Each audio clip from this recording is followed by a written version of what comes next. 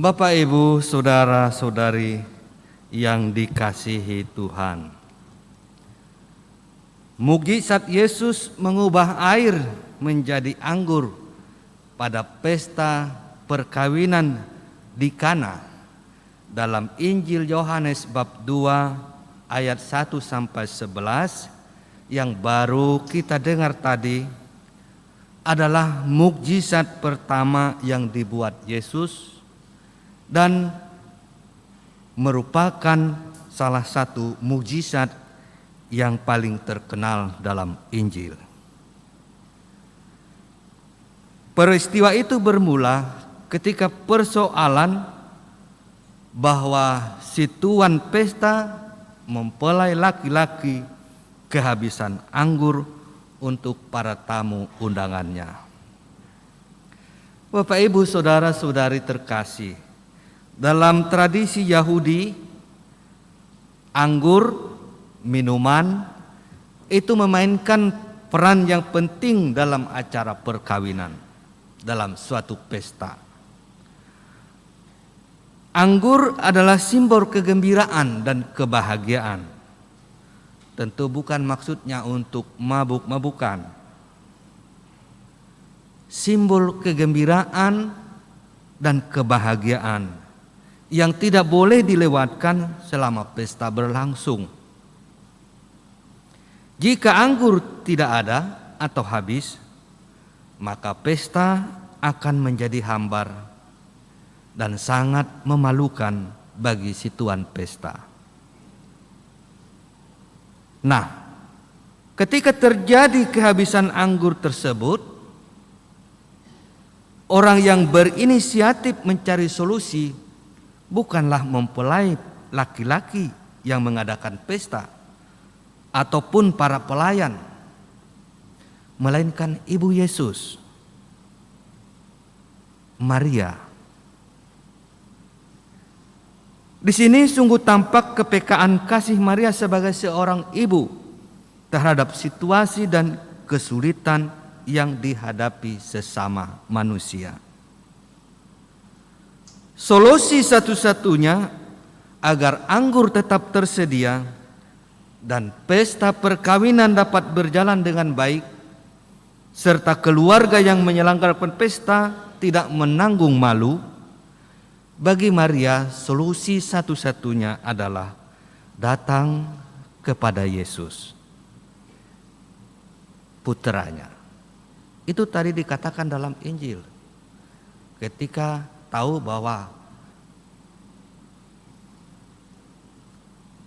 tuan pesta hampir kehabisan anggur, Maria datang kepada Yesus, putranya. Dan ia hanya mengatakan 3 kata. Mereka kehabisan anggur. Kata-kata yang singkat, sederhana, tetapi sangat jelas dan langsung pada permasalahan. Meskipun jawaban yang dilontarkan Yesus bernada penolakan, namun Maria percaya kalau putranya akan berbuat sesuatu untuk mengatasi persoalan tersebut. Oleh karena itu, Maria meminta kepada para pelayan pesta untuk menuruti apa yang dikatakan Yesus kepada mereka. Saudara-saudari tersaksi, di sini sekali lagi tampak sikap peka dan keteguhan iman Maria.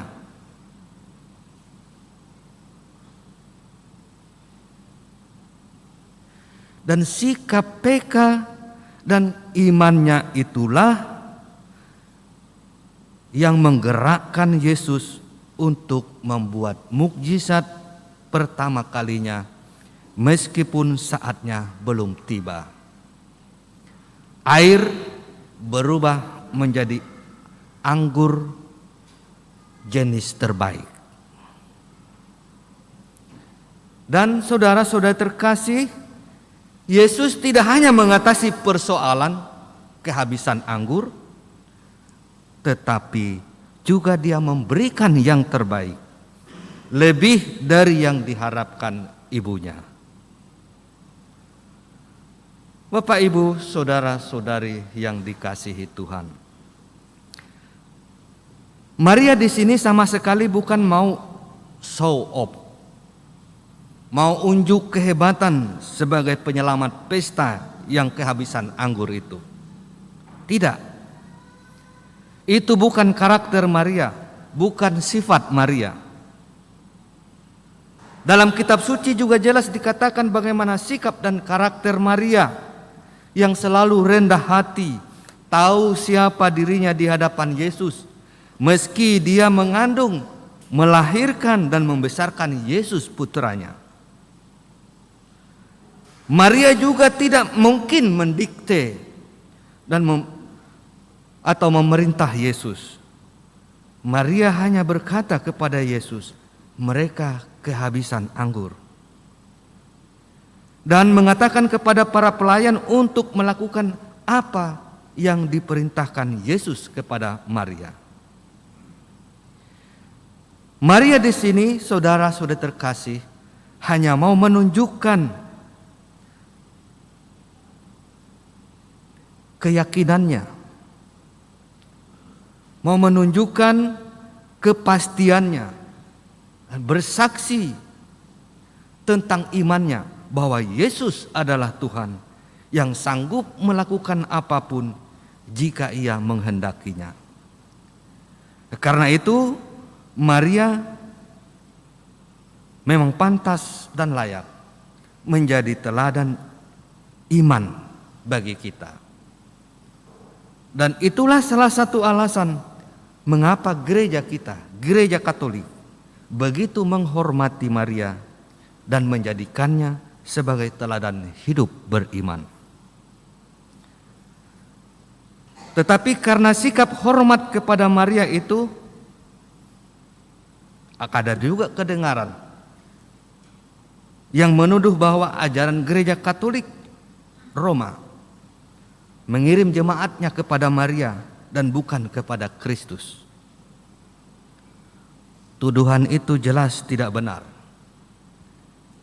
tidak mempunyai dasar dan hanya berdasarkan persepsi saja.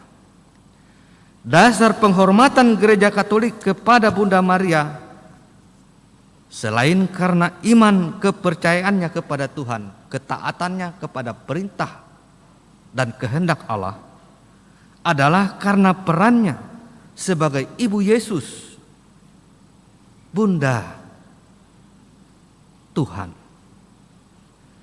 Sebagai Bunda Yesus, Maria dikuduskan Allah dan mengambil peran istimewa dalam seluruh rencana keselamatan Allah. Seluruh gelar dan kehormatan Maria yang diberikan Allah kepadanya adalah demi kehormatan Yesus Kristus putranya. Dan penghormatan kepada Maria selalu berada di bawah penghormatan kepada Yesus Kristus.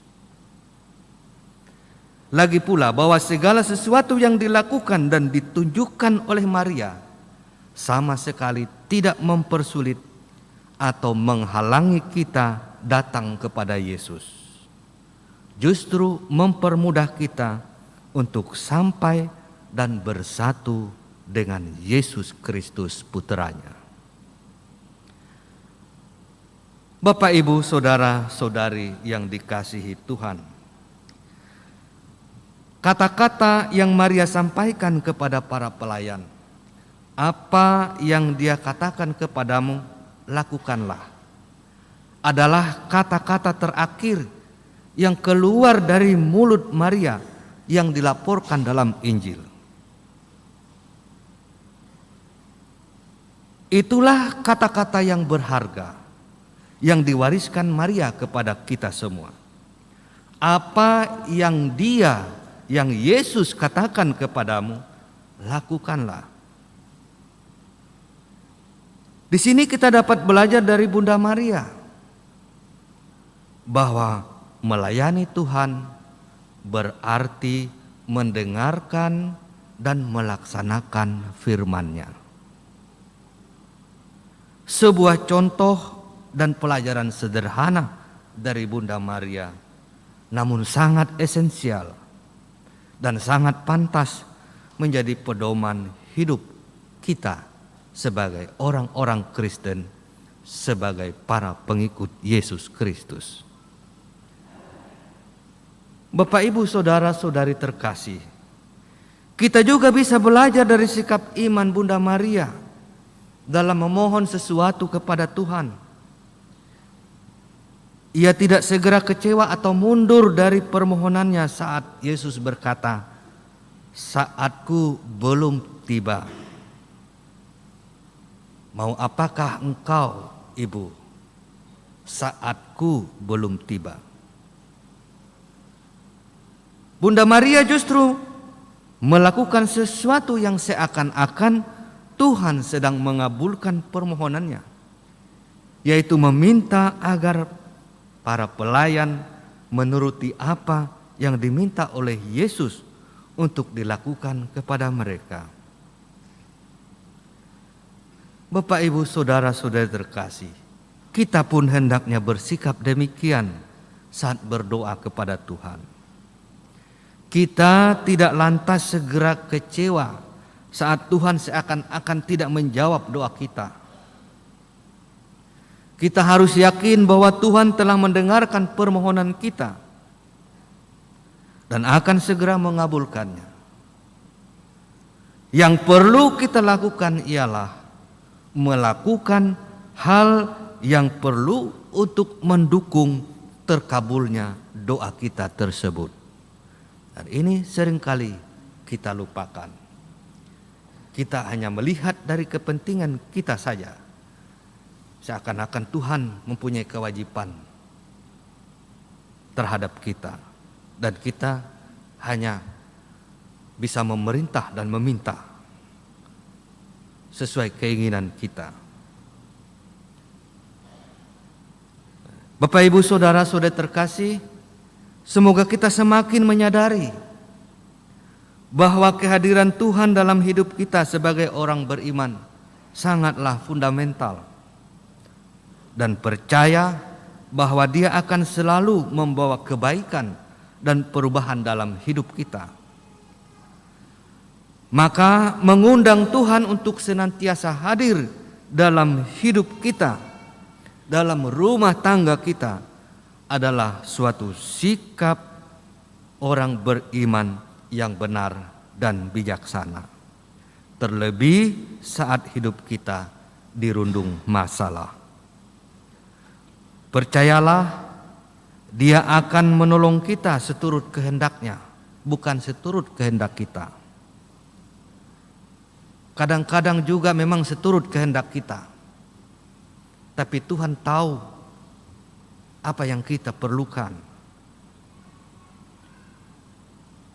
Sikap dan teladan Bunda Maria kiranya memotivasi kita untuk hidup beriman dengan benar, tetap terus berkarya, dan membawa orang lain juga untuk tetap percaya dan berharap kepada Allah.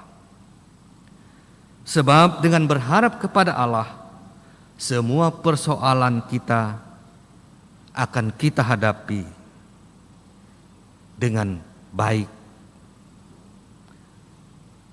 dan akan kita atasi juga dengan baik. Bapak, Ibu, saudara-saudari terkasih, saat air anggur hidup kita hampir habis, kita boleh mengharapkan pertolongan Tuhan. Untuk itu kita mesti belajar dari Bunda Maria, yang dalam situasi bagaimanapun tetap percaya kepada Tuhan, kepada Yesus Putranya. Jika kita percaya dan kita melakukan seperti yang dilakukan Bunda Maria, maka pada akhirnya anggur terbaik yang akan kita dapatkan dan nikmati anugerah-Nya. Yesus dapat mengubah hidup Anda, mengubah hidup kita menjadi anggur lezat yang terbaik. Tuhan memberkati kita semua. Amin.